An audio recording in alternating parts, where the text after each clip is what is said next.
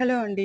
నేను 1 year above పిల్లలకు baby food అనేది ప్రిపేర్ చేస్తున్నాను. మా పాపకు 1 ఇయర్ అయిపోయి 3 మంత్స్ అవుతుంది. మా పాప కోసం అని చేస్తున్నాను. మీకు ఈ వీడియో యూజ్ అవుతుందనేసి చిన్న షార్ట్ వీడియో అనేది పోస్ట్ చేస్తున్నాను. ఒకసారి చూడండి.